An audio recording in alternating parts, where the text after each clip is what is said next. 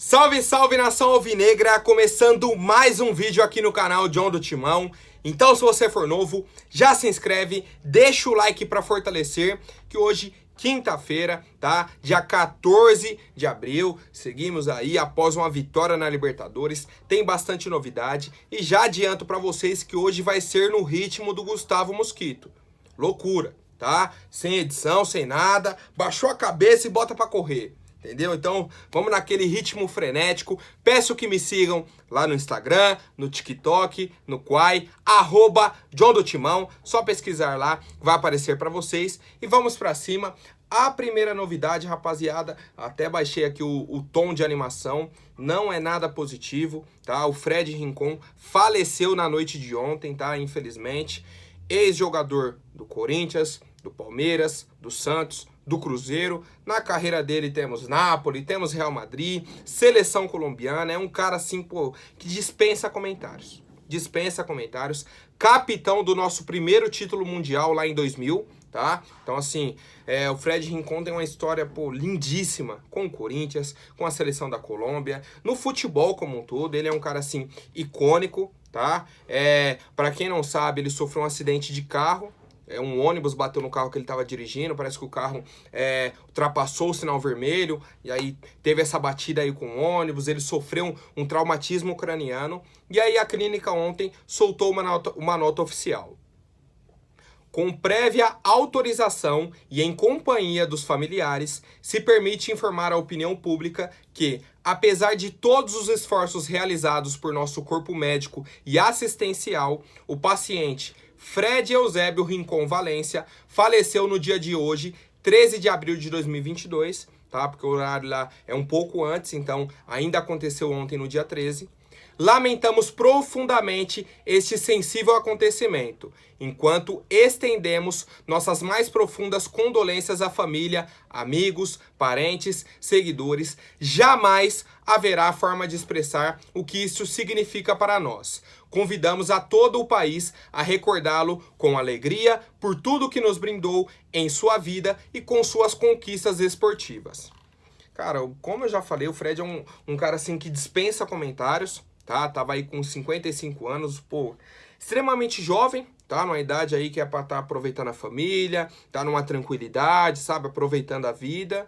E infelizmente acontece aí essa fatalidade. O Fred foi um cara aí que começou no futebol colombiano, tá? Já na própria seleção ele teve um destaque nas eliminatórias da Copa de 94, num jogo que ele faz 2 gols aí contra a Argentina, que a Colômbia venceu por 5-0. Aí ele vem pro Palmeiras, inicia a sua trajetória no futebol brasileiro, posteriormente sai para Napoli, vai para o Real Madrid, retorna para o Palmeiras, e aí em 97 começa aí a história dele com o Corinthians, tá? Ele era meia atacante, e aí o Luxemburgo o coloca como volante, tá? Como volante. E pô, é o que eu falo, a história dele fala por si só. Tá? Fala por si só, campeão mundial pelo Corinthians, campeão paulista, bicampeão brasileiro, tá? Pô, o cara tem Brasileirão 98, 99, Paulista de 99 e o Mundial de 2000. Capitão. Quer mais o quê? É um dos camisas 8 aí mais icônicos da nossa história, tá? Mais icônicos da nossa história. O pessoal que é um pouco mais antigo, tá? Que acompanhou aí o Rincon jogando, tem uma lembrança muito boa dele. Eu, particularmente, só vi os vídeos, tá? O que eu tenho do Rincon de lembrança é dos vídeos, tá? Não acompanhei, não é da minha época. Tanto que eu nasci em 99, né? Na época ele tava aí no auge no Corinthians, 98, 99 e 2000, tá? Então, só que assim, respeito é enorme. Enorme pelo jogador que foi, pela personalidade. Separei até aqui as informações que o Tomás Rossalino trouxe, tá? Que são algumas marcas alcançadas pelo Rincon na carreira. Tá? Coisa básica, tá? Só pra gente ver o tamanho do Rincon pro futebol, especialmente pro futebol colombiano. Primeiro colombiano a ser campeão do Mundial de Clubes, tá? Em 2000. Foi o primeiro colombiano. Único colombiano a marcar gol na Copa do Mundo e no Mundial de Clubes. Tá? O único que marcou no Mundial de Seleções e no Mundial de Clubes. Primeiro colombiano a jogar a Liga dos Campeões. Antes do Rincon, nenhum colombiano havia jogado a Liga dos Campeões. tá? Colombiano com mais jogos e participações em Copas. Jogou a Copa de 90, 94 e 98, tá? Só algumas marcas. É o primeiro colombiano a jogar Champions, é o primeiro colombiano a ser campeão mundial, o cara com mais jogos e participações em Copas, tá? Pela Colômbia. Então, assim, pro futebol colombiano, o tamanho, assim, do Rincón é inenarrável, tá? Inenarrável. Então, eu gosto sempre de exaltar as pessoas nesses momentos, tá? Infelizmente, já falei mais uma vez, uma fatalidade e tudo mais, mas a gente tem que lembrar dos feitos dele, da alegria dele dentro de campo. E aí, muitas vezes, ele era um cara muito sério, certo? Muito parrudo, um cara, assim, que tinha essa característica dele, aquele volantão, que chegava firme nas jogadas, só que fora era um cara muito alegre, um cara feliz, pra frente e tudo mais. E a gente, essa alegria que a gente tem que levar, que a gente tem que lembrar do Rincón, nosso camisa 8 aí, primeiro campeão mundial, né, o nosso capitão aí de 2000. É isso, rapaziada. Deixem aí as homenagens de vocês para o Fred Rincón. E aí a melhor homenagem do Corinthians ontem foi a nossa vitória, tá? Foi em cima de um time colombiano, tá? Do Deportivo Cali. Nosso segundo jogo aí na chave da Libertadores. A gente já entrou com uma pressão absurda. Primeiro, por culpa nossa, por ter perdido o primeiro jogo, tá? Então a gente já entrou contra o Always Red, perdeu. O time que na teoria seria o mais fraco da chave. A gente tomou um 2-0 sem ver a cor da bola, sem tentar vencer o jogo. E aí a gente enfrenta o Deportivo Cali ontem. Quase 38 mil pessoas na Neoquímica Arena. O estádio pulsando, tá? Aquela energia monstruosa. E o Corinthians já sabia do resultado do jogo do Boca. Que o Boca jogou na terça. Venceu o Always Red. Então, o Always Red tinha 3 pontos, venceu o Corinthians. Deportivo Cali tinha vencido o Boca na estreia, 3 pontos. E o Boca venceu o Always Red na segunda rodada, 3 pontos. Só o Corinthians estava com 0. Então, além da pressão já da primeira rodada, já tinha o início da segunda rodada com o Boca vencendo. Só o Corinthians não tinha vencido ainda, tá? Então, por exemplo, um empate ia ficar o Deportivo Cali com 4 pontos, Always Red e Boca com 3 e o Corinthians com 1. Então, a gente era obrigado a vencer o jogo. E vencemos. Tá? E vencemos, aos trancos e barrancos, com muita dificuldade, mas vencemos. É o que eu sempre gosto de dizer. A gente sempre vai ter reclamação, sempre vai ter ponto de melhoria, sempre vai ter um jogador que a gente não queria que estivesse. Só que a melhor coisa que tem é a gente fazer esses apontamentos, mas com a vitória. Mas com vitória. Pô, o time não jogou bem ontem, tem que melhorar nesse ponto, nesse ponto e nesse ponto, mas conquistamos os 3 pontos, tá? Conquistamos os 3 pontos. Na dificuldade, mas veio a vitória. Vamos falar aí um pouco da partida. O Corinthians entrou com uma formação um pouco diferente do que a gente esperava, tá? Um pouco diferente. A gente teve o retorno, por exemplo, do Fagner, que veio de lesão, muito positivo. A zaga foi Gil e Raul Gustavo. Gil pela direita, há muito tempo a gente não via. Gil pela direita, o Raul Gustavo pela esquerda. O Fábio Santos retornando, já que no final de semana quem jogou foi o Piton. No meio campo, Maicon, Paulinho e Renato Augusto. Maicon, Paulinho e Renato Augusto. Tá? Uma grande novidade também pra gente. Muito positiva, inclusive. Muito positiva. Na frente, Mantuan, Jô e William. Tá? Então, querendo ou não, o Vitor Pereira surpreendeu a gente em alguns pontos positivos, outros de atenção. Tá? Outros de atenção, muita gente assim, mas absurdo de gente que me mandou mensagem reclamando do Gil, do Fábio Santos e do Jô. Gil, Fábio Santos e Jô foram as principais críticas que eu recebi ontem lá no meu Instagram. Ó, só lembrando que esse copo aqui, ó, aqui não vai dar pra ler porque tá ao contrário, mas é a terceira rodada do Paulistão, Corinthians e Santos, o dia da demissão do Silvinho. Mas enfim, rapaziada, resenha à parte, a gente teve aí essas mudanças na formação do Corinthians. A gente inicia o jogo, como eu falei, pressionado. O Corinthians com o controle da partida, maior posse de bola, tentando impor o ritmo. Deportivo Cali tentando as oportunidades no contra-ataque. E aí, um ponto que eu já quero levantar. No jogo contra o Botafogo, o cenário dentro de campo era parecido, tá? o Corinthians tinha um pouco da posse de bola, só que contra o Botafogo, no contra-ataque que a gente armou, fez um gol. Saiu outro contra-ataque, veio o escanteio, 2-0. No finzinho, 3-0. Então assim, as oportunidades que a gente teve, criou chance clara e fez o gol. Ontem, a gente tava com a posse de bola, tava rondando a área do Deportivo Cali, só que não criava chance. Quando criou algumas oportunidades bem pontuais, não converteu, tá? Não converteu.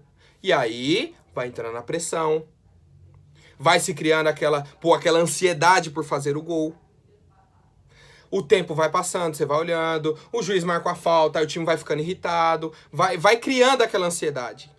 Todo mundo vai ficando angustiado, tá? E aí, o Deportivo Cali teve uma grande chance no primeiro tempo, uma cabeçada do Burdiço, tá? Que o Cássio se estica todo, faz a defesa. A nossa melhor chance no primeiro tempo foi a bola do Jô, certo? Que ele estava impedido, né? Que ele chegou até a fazer o gol, mas estava impedido. A gente chegou até a criar algumas outras oportunidades pontuais, alguma outra finalização assim de longe, mas nada assim, pô, essa chance era para fazer. Eu acho que teve o cruzamento, né? Que o Fábio Santos entra dando o carrinho no segundo pau, que a bola acabou subindo, tá? Foi uma outra grande oportunidade nossa. Mas assim, faltou, tá? Faltou. Eu tive essa sensação que faltou a gente fazer o gol. Criar a oportunidade clara. E aí entra o segundo tempo, tá? O Corinthians diminui um pouco o ritmo. A gente tem aí, já no início, uma grande oportunidade com o Mantuan, que é a bola que pega na trave. Tá? Uma grandíssima oportunidade. Acho que a principal nossa, né? Tirando a do jogo que ele estava impedido. Principal oportunidade. Temos a bicicleta do William, que pegou mal. O Renato finalizando de fora, tá? Uma pra cima, outro goleiro pegou. Então assim, a gente teve volume, mas não grandes oportunidades. E aí, aos 22, tá? Temos a finalização do Fagner de fora, o goleiro não encaixa, dá o rebote, o zagueiro vai para cortar, uma bola que perde a velocidade no alto, tá? Na hora que ele cabeceia, ela vai dentro do gol. O zagueiro chegou a reclamar de empurrão e tudo mais, mas lance normal, tá? E aí, no fim da partida, o Corinthians já não criava mais oportunidades, só marcava o Deportivo Cali e bola pra frente. Bola pra frente para passar o tempo, para acabar o jogo. A gente ainda cedeu uma grande chance pro próprio Caldeira, que foi o zagueiro aí que fez o gol contra. Vê um cruzamento, vai o Gil e o Raul Gustavo na bola. O Raul Gustavo, a bola ficou muito alta. Pro Gil, ele não foi porque o Raul Gustavo já tava e sobrou a bola nas costas. O Fagner não fechou. A bola sobrou pro Caldeira, ele, bum, isolou. Tá? Isolou. Uma grande chance do Deportivo Cali, certo? Então assim, foi um jogo arriscado, não foi aquilo que a gente esperava de criação de oportunidades, mas veio o resultado que a gente precisava, 3 pontos, tá? Um ponto aqui que eu já quero falar só para não passar em branco. Pô, é um absurdo você ter qualquer jogo do Paulistão, Novo Horizontino e Guarani, no Brinco de Ouro da Princesa, tem VAR. Agora, Corinthians e Deportivo Cali não tem. Corinthians e Boca Juniors, num estádio de Copa do Mundo, que é a nossa Neoquímica Arena, não tem VAR. Não vai ter VAR, tá? Em muitos lances ali, eu vi o zagueiro toda hora do Deportivo Cali puxando o Jô, lance que a gente ficava na dúvida. Nada, o juiz não deu, não tem o que falar. O próprio impedimento do Jô, eu fiquei com a sensação de que ele estava um pouco acima, tá? Da linha do zagueiro, um pouco à frente. Mas, para tirar qualquer dúvida, tem que ter a linha. Por quê? Porque o ângulo da câmera é na diagonal, não é o ângulo certo da linha de fundo. Entendeu? Então, fica a dúvida. Fica a dúvida. O Jô, eu acho que chegou a reclamar de um lance de mão, né? Dentro da área do Deportivo Cali. Mas é isso, cara. É isso. Não tem VAR numa Taça Libertadores. E aí, quero saber a opinião de vocês. Ontem, pô, John, o que você achou do Mantuan, do Piton, de fulano, de ciclano? Falei bastante ontem na live, o vídeo já estendeu aqui também. Então, pra gente não enrolar, quem quiser saber mais, pode mandar uma mensagem pro John aqui nos comentários, lá no Instagram. Vamos interagir bastante, rapaziada. Vitória pro Corinthians, 1-0 e 3 pontos na conta. Bom, na entrevista coletiva, o Vitor Pereira trouxe aqui um ponto muito positivo. Hoje foi um jogo que se viu de tudo. Se viu o espírito corintiano dentro e fora de campo. A torcida, mais uma vez, Pra vocês é habitual. Então pra gente aqui, pra mídia, pro torcedor corintiano é habitual. Mas pra mim, que já rodei o mundo, nunca vi nada igual. Apoiam do primeiro ao último minuto e transmitem a energia que precisamos. Vitor, semana passada a torcida foi dentro do CT pra passar o que a diretoria já deveria ter passado pra você. Apoio da nossa torcida não vai faltar em nenhum segundo. Não vai faltar. O que a gente pede dentro de campo? Raça, vontade, tá?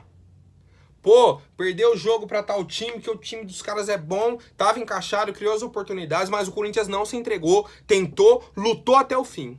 É isso. Isso é Corinthians. Agora, perder um jogo que você nem olha pra bola, que você não dá um chute no gol, a gente não admite. Dentro da nossa casa, não falta apoio pra vocês e não vai faltar. E até fora, né? Quando não for clássico, tiver liberado pra torcida visitante, vai ter apoio do início ao fim, tá? Essa é a característica da nossa torcida e, pô, tô bem feliz com esse reconhecimento aí do Vitor Pereira. Um técnico que vem de fora, que, pô, conhecia o Corinthians e tudo mais, mas ele sentiu na pele o que é a nossa torcida. Já sobre a partida, ele falou o seguinte: na maior parte do tempo se viu qualidade no jogo. Futebol é assim. Criamos, mas não conseguimos o primeiro gol para dar tranquilidade, mas chegou. Foi o que eu falei, se no primeiro tempo o Corinthians com 15, 20 minutos faz 1-0, já dá uma tranquilidade maior. Deportivo Cali ia sair, a gente teria mais espaço para quem sabe já fazer o segundo, o terceiro, tá? Mas foi criando essa ansiedade e tudo mais. E aí ele finalizou falando: houve um pouco de sofrimento também, mas faz parte do jogo. Eles têm um jogador que nos empurra para trás em todo o lateral, que parece um escanteio. Ficamos com receio de subir e tomar uma bola nas costas, mas acho que foi um resultado justo. Também acho, pelo volume, tá? Pelo controle de jogo do Corinthians. Quero saber o que acharam dessa entrevista coletiva do Vitor Pereira. Bom, outro que falou aí após o final do jogo foi o Fagner, tá? Ele falou, ó, a cobrança existe em uma equipe tão grande quanto o Corinthians. Falta de empenho nunca foi. Sabíamos que era um novo começo, o Vitor ainda está nos passando muita coisa, então até entender e conseguir colocar em prática leva um tempo. Estamos conseguindo aos poucos, a equipe tem tudo para crescer. Agora é ter paciência, buscar se doar ao máximo para conseguir as vitórias e ter tranquilidade para trabalhar. E o último que falou foi o Renato Augusto, tá? Nosso camisa 8, o melhor em campo ontem, recebeu o prêmio e tudo mais, parabéns pro Renato. Ele falou o seguinte: o trabalho do Mister está começando e não é fácil para ele também. Temos que ter um pouco de paciência com ele e com os jogadores para entender o trabalho. Mas acho que estamos em uma evolução. E o mais importante é chegar bem no final dos campeonatos. É o que eu falo, é um processo. Processo de evolução. O Vitor Pereira conhecendo o nosso elenco, conhecendo cada vez mais a nossa torcida, tá? Conhecendo cada jogador, as características, conhecendo os campeonatos, tá? Isso também é importante. Porque, por exemplo, ele não fazia ideia de qual time era o Always Red. Foi, aí o analista dele obviamente passa as características, só que em questão de história, não conhece. Não conhece, ele não conhece o dia a dia do Avaí, a história toda do Avaí. Ele vai conhecer como o Avaí joga, tá? Como o Avaí joga. Essa é a questão. Então, de adaptação, de evolução e tudo mais, concordo com o Renato, concordo com o Fagner. E o principal que eu falei, a gente vai ter críticas, mas com o time vencendo, é melhor ainda.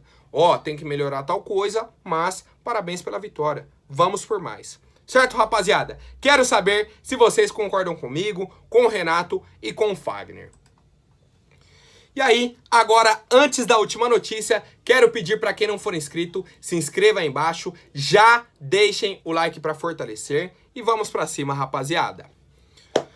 Bom, um jogador que vem movimentando aí os rumores de mercado da bola, principalmente para a janela do meio do ano, que é o fim da temporada europeia, é o volante Fernandinho. Tá? Atualmente aí com 36 anos no time do City, o City que classificou, né, para a semifinal da Champions, vai pegar o Real e tudo mais. Só que o Fernandinho nem vem sendo mais titular desde a última temporada, tá? Vem entrando aí em algumas partidas, não é aquele cara mais que tem aquela sequência, perdeu espaço aí no time do City, tá? E aí o Jorge Nicola estava conversando com o dirigente do Corinthians sobre uma possibilidade do Fernandinho jogar aqui no Corinthians, porque o Fernandinho já falou que gostaria de voltar ao Brasil, falou quer jogar, quero voltar ao Brasil, que ele decidiu com a família dele, e essa temporada com o City é a última. Então no meio do ano, tá? Em julho, encerra o contrato dele com o City, ele vem para o Brasil, já está decidido. E aí a questão é, qual clube? Qual clube? Ele veio do Atlético Paranaense. Existe já essa possibilidade.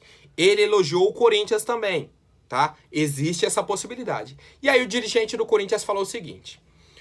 O André Sanches, tá? Que embora não tenha cargo no Corinthians, mas a gente sabe que ele segue mandando aqui no Parque São Jorge, tá? Mesmo que de forma indireta, é um cara que tem muita influência aqui dentro. O Andrés conhece e tem uma boa relação com o Fernandinho desde as épocas que ele era coordenador de futebol da seleção brasileira e o Fernandinho tinha vaga carimbada, tá? Copa ali de 14, Copa de 18, apesar da Copa de 18 o Andrés já estar no Corinthians, mas principalmente Copa de 14 também, o Andrés era o coordenador de futebol, o Fernandinho era convocado aí frequentemente. Então, existe uma relação de proximidade, mas isso não significa que o Corinthians vai contratar o Fernandinho, tá? Muito pelo contrário. É um nome que ainda não foi conversado internamente, tá? O Corinthians não avaliou a contratação, a possível contratação do Fernandinho. Qual que é o problema? A idade dele, 36 anos. E num setor que ele joga, que é o de meio campo, que o Corinthians já tem jogadores com a idade avançada. É o Paulinho, é o Renato, tá? Que são os nossos dois titulares hoje. Tinha o equilíbrio que a gente buscava com o Duqueiroz, que a gente não encontrou. Agora entramos com o Maicon, que foi um cara pra mim ontem que jogou muito. Um cara que domina, dá passe pra frente. Tem muita qualidade. Mas que ainda acho que contra alguns times, a gente vai precisar de outro jogador ao lado do Maicon. Pode ser o Duqueiroz, pode ser o Cantígio, tá? Que jogue ali ao lado do Maicon. Tá? Ao lado. 2 volantes à frente da área, porque o Maicon, apesar de ter se desenvolvido na marcação, não é a principal característica dele. Pô, John, o Fernandinho seria uma boa opção? Eu não acho, tá? Primeiro pela idade e segundo pelo valor. E aí você faz uma relação de custo-benefício. É um cara de 36 para 37 anos e não vai aceitar ganhar menos de 500 mil reais aqui no Brasil. Não vai aceitar. Tá? Então, assim, apesar de eu achar o Fernandinho um excelente jogador, tá? Excelente. Até a nível de futebol brasileiro, pelo amor de Deus, sobraria. Mas, a nível de investimento, eu não faria, mas quero saber a opinião de vocês, rapaziada. O Fernandinho é uma opção pra gente avaliar pro segundo semestre de 2022 ou não? Já tá com a idade avançada, não seria o perfil ideal pra equipe do Corinthians.